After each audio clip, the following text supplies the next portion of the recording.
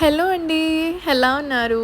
Morning duty అనమాట. So, ఇంక నేను లేచి రెడీ అవుతున్నాను. అండ్ నా యూనిఫార్మ్ ఇస్త్రీ చేసుకుంటుంటే కన్నయ్య కూడా లేచాడు. సో, ఇంక నేను చేస్తా అని చెప్పి తీసుకొని మరీ హెల్ప్ చేస్తున్నాడనమాట.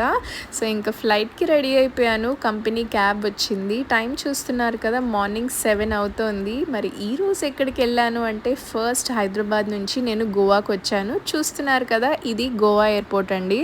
సో, మేము ల్యాండ్ అయ్యే ముందు ఫుల్‌గా వర్షం పడిందంట. సో, అప్పుడైతే మేము ల్యాండ్ అయ్యాక ఆగిపోయింది.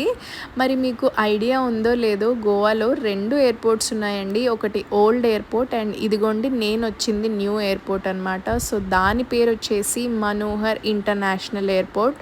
సో, మీరు ఫ్యూచర్‌లో ఎప్పుడైనా గోవాకి బుక్ చేసుకుంటుంటే లేదా అక్కడికి వెళ్తుంటే మీకు ఐడియా ఉంటుందని చెప్తున్నాను. సో, 2 ఎయిర్‌పోర్ట్స్ ఉన్నాయన్నమాట గోవాలో. సో, అలా గోవా నుంచి మళ్ళీ తిరిగి హైదరాబాద్ ఆపరేట్ చేసుకుని మళ్ళీ హైదరాబాద్ నుంచి ఇదిగోండి కొచ్చికొచ్చాను. సో, ఇక్కడైతే ఫుల్‌గా వర్షం పడింది. సో, మేము అక్కడ ఉన్నంత సేపు బావుంది.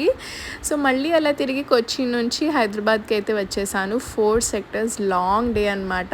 అండ్ నేనైతే ఈరోజు ఇంకా మా ఆయన్ని, కన్నయ్యని రమ్మన్నాను. చాలా డేస్ అయింది ఇలా వీళ్ళు నన్ను పికప్ చేసుకోక. సో, వచ్చారు. ఇంకా నన్ను పికప్ చేసుకున్నారు అండ్ ఇంటికి వెళ్తున్నాను. చాలా అలసిపోయాను ఈరోజు. ఎందుకంటే ఈ మధ్య కాలం నేను వెన్స్‌డేస్ అండ్ సాటర్‌డేస్ 2 రోజులు ఫాస్టింగ్ చేస్తున్నాననమాట. సో, ఒక పూటే తింటాను. ఇంకా ఇంటికెళ్ళి ప్రశాంతంగా తిందామని వెయిట్ చేస్తూ ఉన్నాను. ఇదిగోండి ఇంటికొచ్చేసరికి అలా 4:30 అయింది.